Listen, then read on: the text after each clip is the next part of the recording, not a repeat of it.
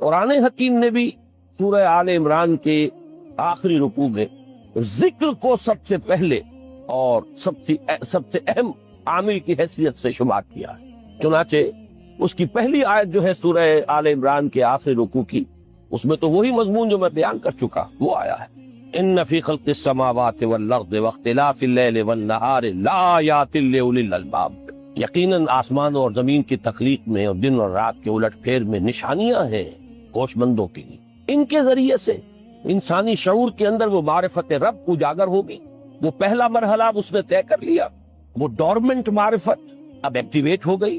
اب مزید فکر کا مرحلہ ہے جو اگلی آیت میں آیا ہے، الذین یذکرون اللہ قیاما وقعودا وعلی جنوبہم ویتفکرون فی خلق السماوات والارض ربنا ما خلقت ھذا باطلا سبحانک فقنا عذاب النار۔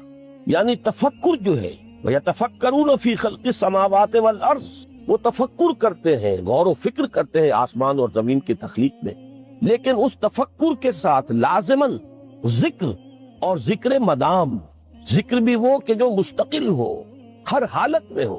الذین یذکرون اللہ قیاما وقعودا وعلی جنوبہم، وہ لوگ کہ جو اللہ کو یاد رکھتے ہیں، اللہ کا ذکر کرتے ہیں، کھڑے ہوئے بھی، بیٹھے ہوئے بھی، اور اپنے پہلوؤں کے بل یعنی لیٹے ہوئے بھی۔ اب ان تین کے سوا تو کوئی پوزیشن انسان کی نہیں ہے، اسی کا نام ہے دوام ذکر۔ اور اس کے ساتھ اگر وہ تفکر کرتے ہیں تو ان کا فکر اگلی منزل تک پہنچتا ہے۔ تو پہلی شے تھی فکر انسانی کی صحیح رخ پر مزید پیش قدمی اور پیش رفت، اور اس کے لیے لازم ہے ذکر و فکر کا امتزاج۔ دوسری چیز کو لیجئے عمل کی درستی۔ اس عمل کی درستی کے لیے اللہ تعالی کے ساتھ ایک گہرے تعلق کی ضرورت ہے، اس لیے کہ صبر کی بحث میں یہ مضامین شاید آپ کے سامنے آ گئے ہو کہ صبر جہاں مصیبت پر صبر ہوتا ہے، تکلیف پر صبر ہوتا ہے، اللہ کے احکام پر جمنا یہ بھی صبر ہے، نفس کی خواہشات کی باغ کو تھام کر رکھنا، کھینچ کر رکھنا یہ بھی صبر، اور استقامت کسی شے پر قائم رہنا یہ بھی صبر۔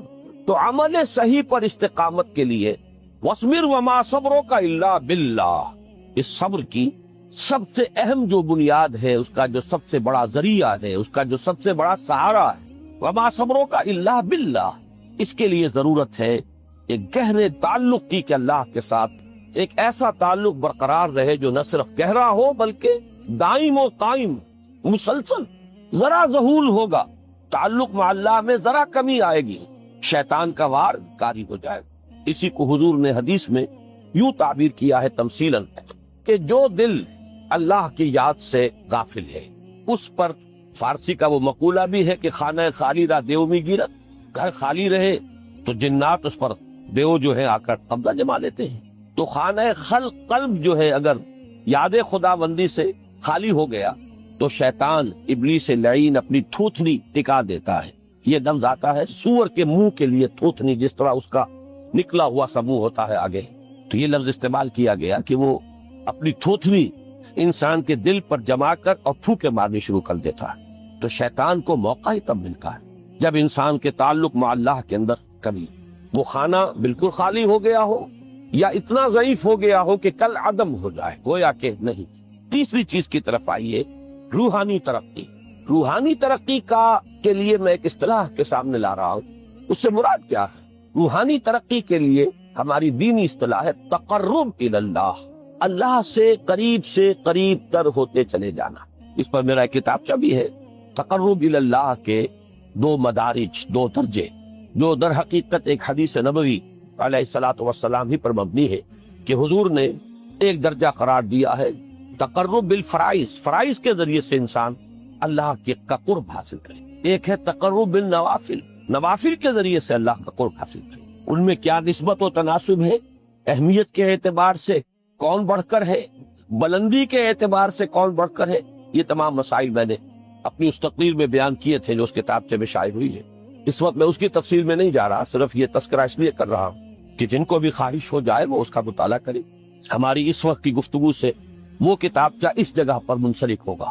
تو تقرب الی اللہ، یہ تقرب کوئی فزیکل فینومینن نہیں ہے، جسمانی یا مادی مسئلہ نہیں ہے۔ اللہ سے قرب یہ نہیں ہے کہ کوئی کروڑوں میل کا فاصلہ ہے، اب ہمیں کوئی رسی پر چڑھنا ہے اوپر بڑی محنت اور مشقت سے۔ فصل تو ہے ہی نہیں، فاصلہ ہے ہی نہیں، موت ہے ہی نہیں. نحن اقرب الیہ من حبل الورید، ہم تو انسان سے اس کی شہرگ سے بھی زیادہ قریب ہیں. وہ معکم اینما کنتم، وہ تو تمہارے ساتھ ہی ہوتا ہے جہاں کہیں بھی تم ہو، بس صرف یہ کہ تمہاری توجہ نہیں ہوتی، تم اور چیزوں میں مشغول و مصروف رہتے ہو، تم ہماری طرف دھیان ہی نہیں دیتے، تم ہماری طرف متوجہ ہی نہیں ہوتے. ہم تو مائل بے کرم ہے، کوئی سائل ہی نہیں، راہ دکھلائیں کسے رہ روے منزل ہی نہیں. انسان جب متوجہ ہو جاتا ہے اور بڑھتا ہے، آگے پیش قدمی کرتا ہے روحانی اعتبار سے، تو یہ ہے در حقیقت تقرب اللہ، اور یہی اسی کو ہم کہیں گے روحانی ترقی. اب ان تین چیزوں کو اگر آپ نے ذہن میں جما لیا، پھر میری بات کی ترتیب اس کو ذہن میں قائم کیجئے. ہم چلے کہاں سے؟ کہ دین کے ساتھ اصل مناسبت فلسفے کی نہیں، حکمت کی. نمبر 2، حکمت قرآنی کا پہلا اور اہم ترین اور بنیادی مسئلہ معرفت رب کا حصول ہے. اس کا نتیجہ شکر خدا بندی، اس کا ذریعہ آیات آفاقی، آیات انفسی، اور سب سے بڑھ کر آیات قرآنیہ جو الذکر ہے، جو تذکرہ ہے، جو ذکر ہے. لیکن اس پہلے مرحلے کو اگر کوئی انسان بفضل ہی تعالی، اللہ کے فضل و کرم سے طے کر لے، اب اس کے سامنے تین مسئلے: فکر کی مزید پیش رفت، مزید پیش قدمی صحیح رخ پر، اس کے لیے ذکر اور فکر دونوں کا امتزاج لازمی. فقر قرآن اختلاط ذکر و فکر.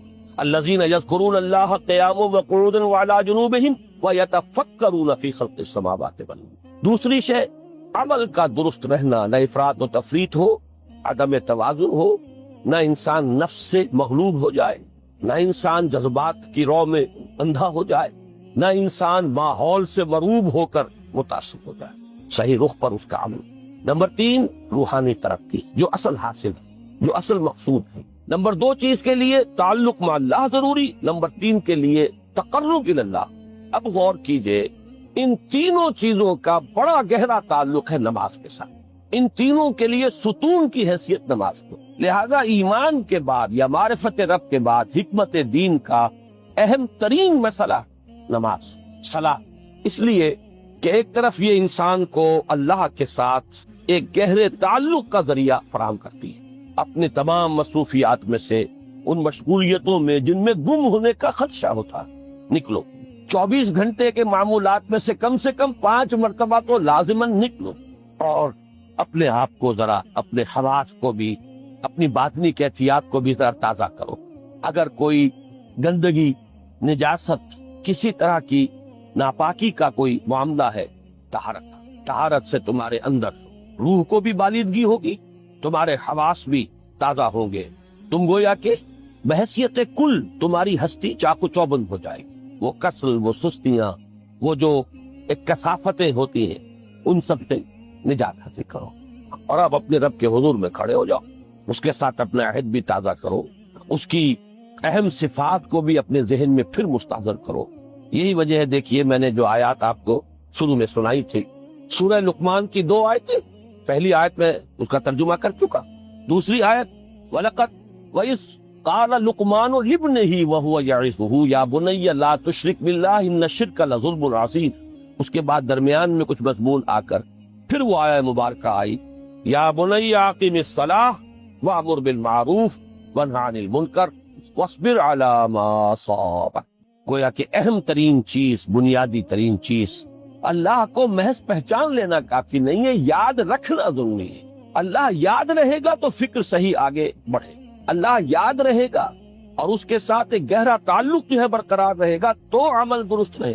بالکل یہی بات سورہ طٰہٰ میں جو پہلی وحی حضرت موسیٰ علیہ السلام پر ہوئی، اور پہلا مخاطبہ ہے، چونکہ حضرت موسیٰ کو یہ انبیاء کرام کے مقدس گروہ میں ایک امتیازی حیثیت حاصل ہے کہ ان سے براہ راست گفتگو ہوئی ہے، اگرچہ صرف ایک پردہ تھا، اوٹ من ورائے حجاب گفتگو ہوئی ہے، لیکن یہ کہ کوئی فرشتے کا درمیانی جو ہے وہ لنک نہیں تھا. براہ راست اللہ تعالیٰ نے حضرت موسیٰ علیہ السلام سے کلام فرمایا. کلم اللہ موسیٰ تکلیما، موسیٰ سے تو اللہ نے کلام فرمایا جیسے کہ کلام کیا جاتا. تو پہلا مخاطبہ ہے، یہ پہلا مکالمہ ہے، پہلی وحی کہیے. اسی میں یہ الفاظ بھی موجود ہیں، اننی انا اللہ لا الہ الا انا فاعبدنی واقم الصلاۃ لذکری. یہ گویا کہ حکمت قرآنی کا ایک بہت بڑا خزانہ ہے یہ آیت مبارکہ. کہ خود حضرت موسیٰ علیہ السلام کو جو ہدایت دی جا رہی ہے، میں ہوں، میں اللہ، اننی انا اللہ لا الہ الا انا، میرے سوا کوئی معبود نہیں، فاعبدنی، بس میری بندگی، میری عبادت، میری پرستش، میری محبت، اس کو اختیار کرو۔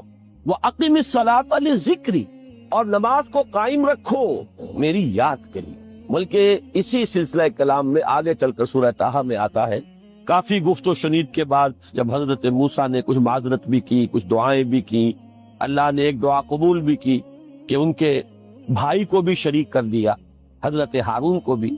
اس کے بعد پھر جب فرمایا کہ اب جاؤ فرعون کی طرف، تو اس میں فرمایا وَلَا تَنِيَا فِي ذِكْرِي، اور دیکھنا یہ جو عظیم مشن تمہارے کندھے پر آ گیا ہے، بڑا بھاری اور کٹھن ایک فرض ہے جو تم پر عائد ہو گیا ہے، اس کے لیے سب سے بڑی تمہارے پاس جو قوت کا ذریعہ ہے وہ نماز ہے۔ فَلَا تَنِيَا عَنْ ذِكْرِي، میری یاد میں کبھی غفلت نہ کرنا، اس میں کبھی کوئی کمی نہ آنے دینا۔ جیسا کہ میں نے عرض کیا تھا کہ جیسے ہی وہ تعلق جو ہے کمزور پڑتا ہے یا منقطع ہو جائے معاذ اللہ، تو پھر انسان گویا کہ شیطان کے لیے ایک لقمہ تر بن جاتا ہے۔ اب آپ غور کیجئے، تیسری شے تقرب الی اللہ، اس کے حوالے سے بھی جو فرائض اور نوافل کی بات ہے اس کو اس وقت ذہن سے نکال کر یہ سمجھیے کہ اس میں نماز کا کیا مقام ہے، اس لیے کہ نماز فرض بھی ہے، نماز نفل بھی ہے، وہ تو ان دونوں میں شریک ہو جائے۔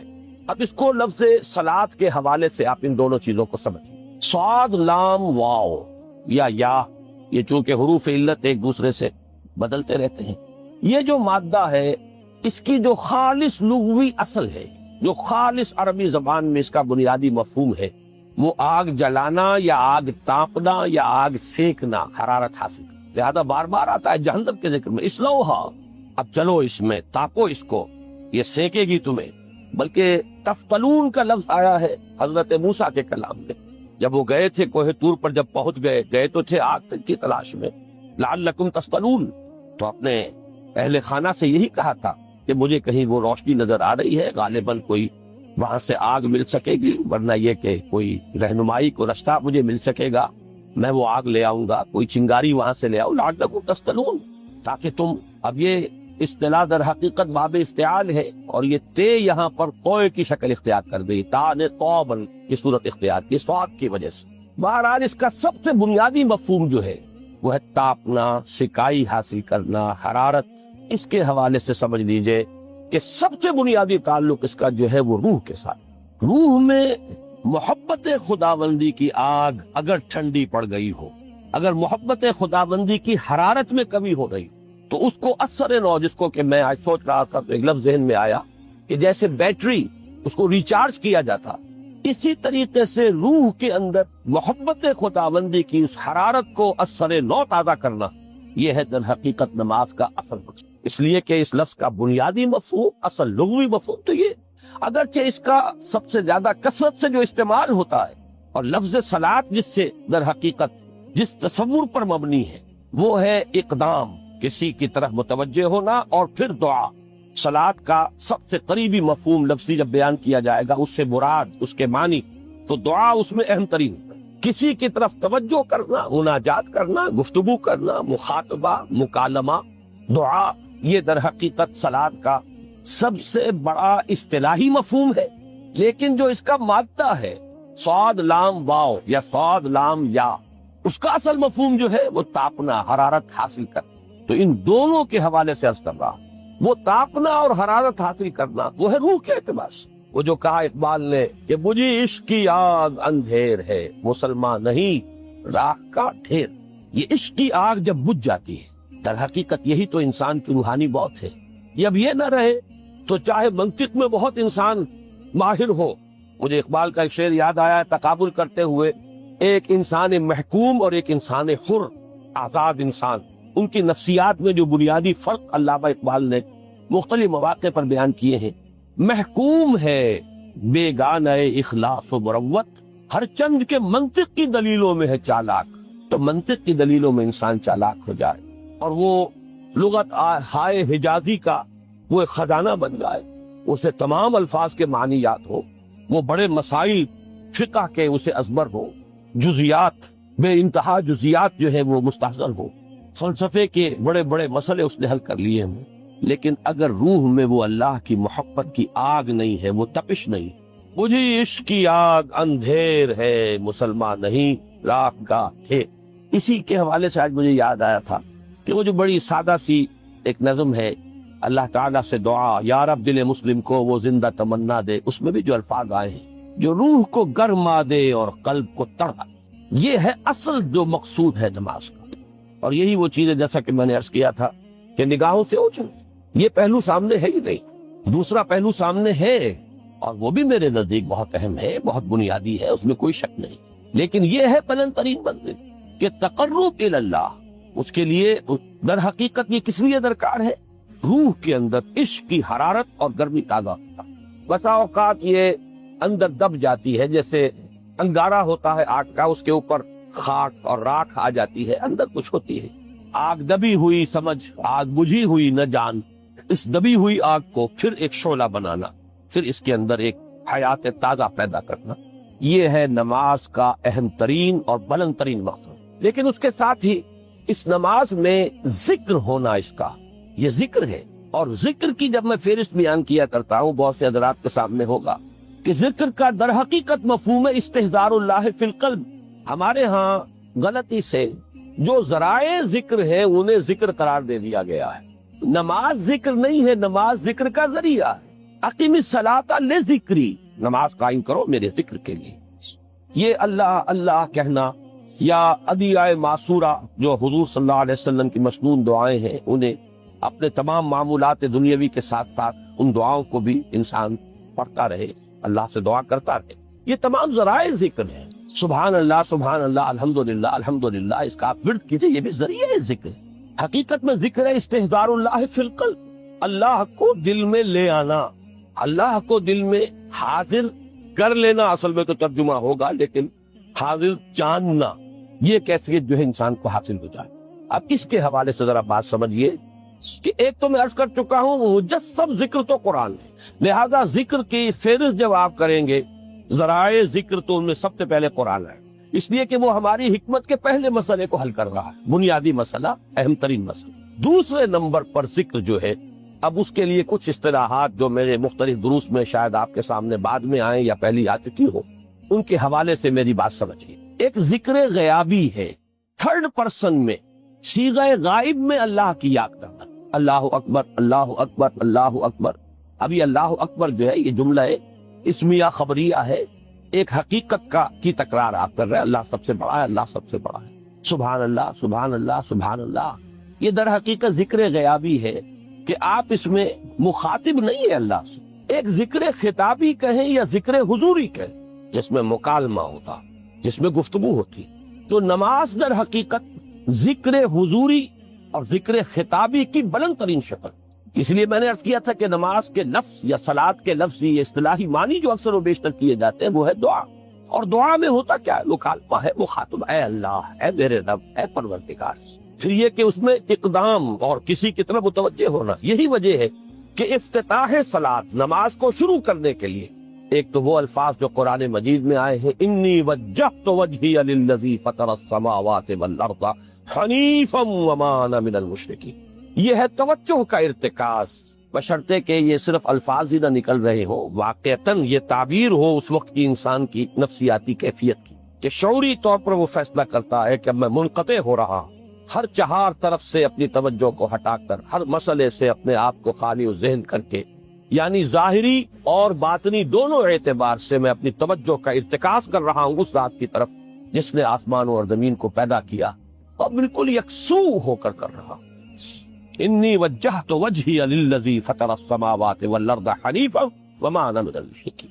اور دوسری وہ جو دعا جس سے ہم افتتاح کرتے ہیں اپنی نماز کا، دیکھیں اس میں خطاب کا کس قدر اہتمام، وہاں سبحان اللہ نہیں ہے، سبحانکا اللہم، پاک ہے تو اے رب ہمارے، وبحمدک وتبارک اسمک وتعالی جدک۔ اب آپ غور کر رہے ہیں، یہ ہے تخاطب، براہ راست مخاطب ہونا تم ہو رہی ہے۔ تو سب سے پہلی بات تو یہ ہوئی کہ ذکر کی ایک شکل ہے ذکر غیابی، دوسری ذکر حضوری، اور ذکر حضوری یا ذکر خطابی کی بلند ترین منزل، بلند ترین اس کا ذریعہ نماز۔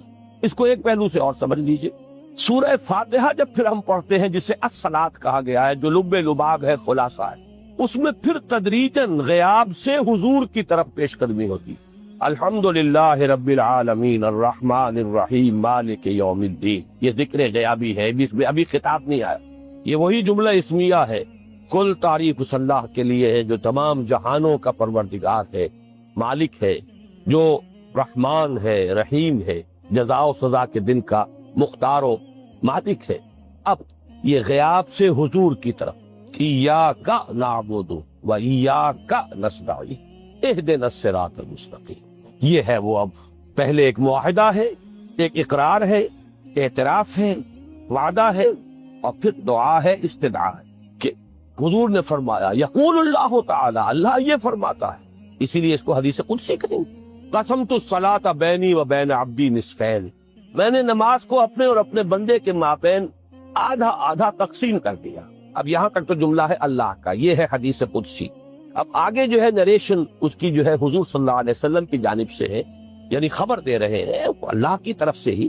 ویسے تو تمام احادیث ہی گویا کہ ہم سمجھتے ہیں انسپائرڈ تو اللہ کی طرف سے ہی، لیکن یہ کہ جہاں صراحت ہو کہ اللہ کہتا ہے وہ حدیث قدسی. تو یقول اللہ تعالی قسمت الصلاۃ بینی و بین عبدی نصفین، یہاں تک تو حدیث قدسی. اب دوسری عام حدیث ہے، اذا قال العبد الحمد للہ رب العالمین یقول اللہ تعالی حمدنی عبدی، جب بندہ کہتا ہے الحمدللہ رب العالمین، پروردگار کہتا ہے میرے بندے نے میری حمد کی. جب بندہ کہتا ہے الرحمن الرحیم، پروردگار فرماتا ہے ثنا علی عبدی، میرے بندے نے میری ثنا کی، بڑی تعریف کی. جب بندہ کہتا ہے مالک یوم الدین، اللہ فرماتا ہے مجدنی عبدی، میرے بندے نے میری بڑی بزرگی بیان کی ہے، تمجید کی ہے. پھر جب بندہ کہتا ہے ایاک نعبد و ایاک نستعین، اللہ فرماتا ہے ھذا ما بینی و بین عبدی ولعبدی ما سأل، یہ ہے میرے اور میرے بندے کے درمیان. یہ تو معاہدہ ہے نا، معاہدے میں تو دو فریق جکڑے جاتے، بند جاتے. یہ میرے اور میرے بندے کے درمیان ہے، اور میرے بندے نے جو طلب کیا میں نے دیا، اس لیے کہ اس میں طلب بھی تو ہے، ایاک نستعین، تیری مدد چاہتے ہو، یہ طلب ہے. اسی کی شرح ہے جو اب آخری 3 آیتیں، پروردگار ہم تیری مدد چاہتے، پروردگار تیری ہی بندگی کرتے ہیں اور کریں گے، اور تیری ہی مدد چاہتے ہیں، چاہیں گے.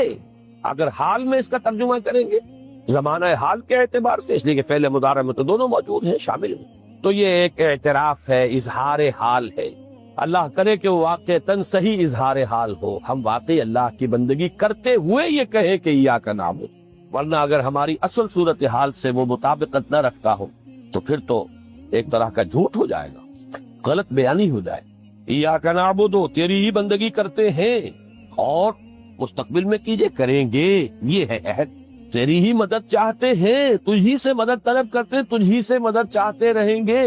اس کے لیے فرمایا وَلِعَبْدِ مَا سَأَلَ، اور پھر اس کے بعد وہ استدعاء ہے، اهدنا الصراط المستقیم صراط الذین انعمت علیہم غیر المغضوب علیہم ولا الضالین. اس حدیث میں اس کو ایک ہی جملے کو لیا گیا ہے، ایک ہی جملے کی حیثیت سے.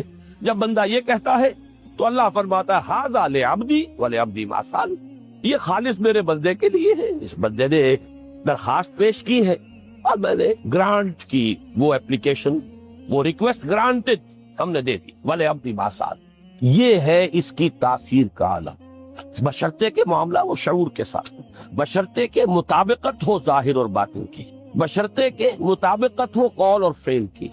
تو اس کا اتنا اونچا مقام ہے کہ ایک ایک جملہ ادھر ادا ہوا، ادھر اللہ کی طرف سے ریسپانس مل رہی.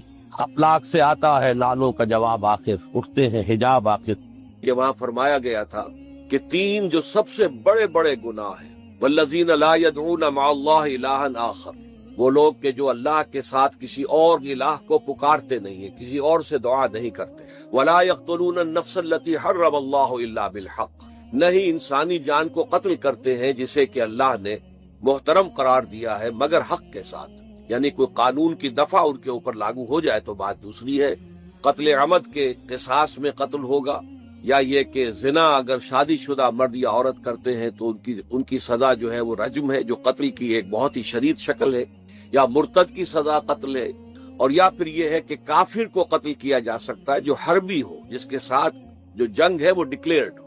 ان 4 صورتوں کے علاوہ کسی انسان کو کسی حالت میں کسی جذبے کے تحت قتل کرنا جائز نہیں ہے، حرام ہے، حرام مطلق ہے۔ یہ ہمارے ہاں جو وہ عزت کے نام پر آنر کلنگز جو ہو رہی ہوتی ہیں، یہ سب کے سب جو ہے جرم ہے اسلام کی نگاہ میں۔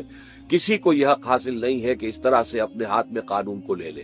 لیکن اس کے بعد فرمایا تھا کہ جو لوگ یہ کام کرتے ہیں تو پھر یہ ہے کہ یلقا اسامہ، وہ اس کی پاداش بھگت کر رہیں گے۔ یضاعف لہ العذاب یوم القیامہ، ان کے لیے قیامت کے دن عذاب دگنا کر دیا جائے گا، بڑھا دیا جائے گا۔ وَيَخْلُدْ فِيهِ مُهَانًا، اور وہ رہیں گے اس میں ہمیشہ ہمیش نہایت ذلت کے ساتھ، رسوا ہو کر۔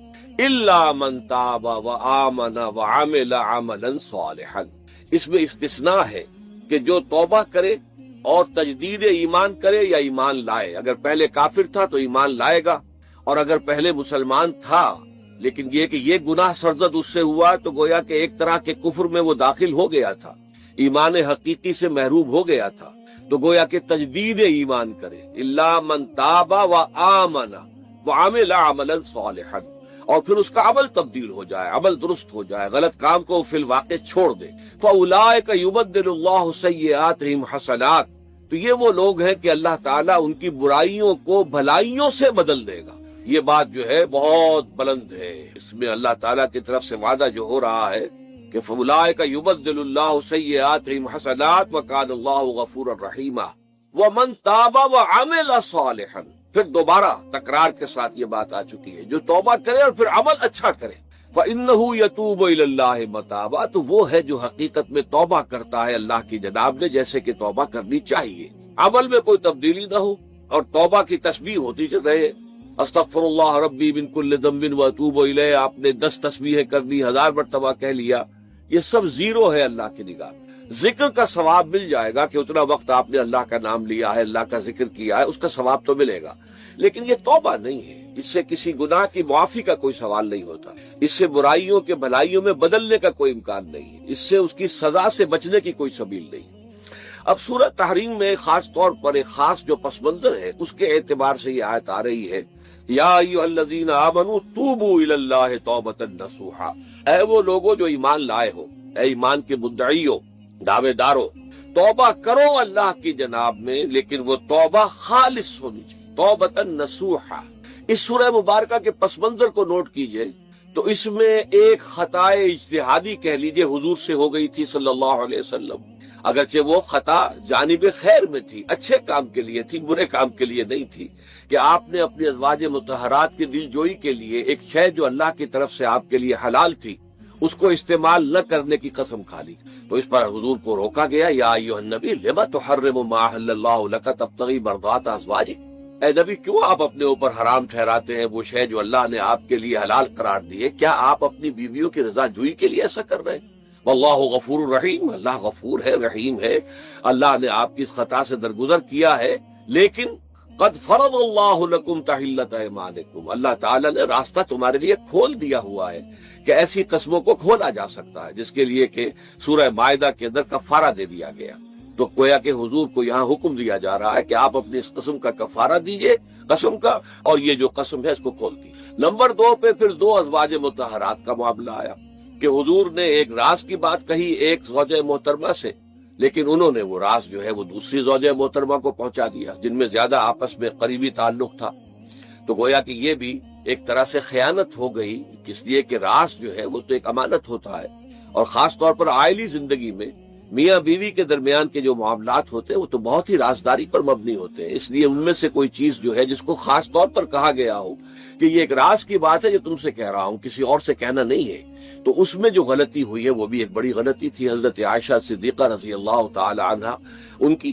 تو ان دونوں کے پس منظر میں پھر تیسری بات آئی کہ اہل ایمان اگر تم غافل ہو اپنے اہل و عیال کی طرف سے اس اعتبار سے کہ ان کا کردار کیسا بن رہا ہے، وہ اللہ کے بندے ہیں یا کوئی غلطیاں کر رہے ہیں، خطا کر رہے ہیں، تو دیکھو یہ تم ان کے ساتھ جو ہے وہ محبت نہیں کر رہے، عداوت کر رہے ہو، اس لیے کہ تمہاری اس نرمی، تمہاری اس شفقت اور ان محبت کے اندر اس درجے بڑھ جانا کہ اس میں اللہ تعالیٰ کے جو حرام کردہ امور ہیں ان میں بھی تم ملوث ہو جاؤ، تو یہ گویا کہ در حقیقت تم اپنے آپ سے بھی دشمنی کر رہے ہو اور ان سے بھی دشمنی کر رہے ہو، اپنے آپ سے دشمنی کر رہے ہو کہ تمہاری عاقبت خراب ہوگی، ان سے دشمنی کر رہے ہو کہ ان کی اگر تربیت غلط ہو جائے گی تو گویا کہ وہ جہنم کا نوالا بنیں گے۔ اب اس تین چیزوں کے پس منظر میں فرمایا جا رہا ہے یا ایھا الذین آمنوا توبوا الی اللہ توبۃ نصوحا، اے ایمان والو، اے ایمان کے دعوے دارو، اللہ کے جناب میں توبہ کرو، لیکن توبہ خالص نصوحا۔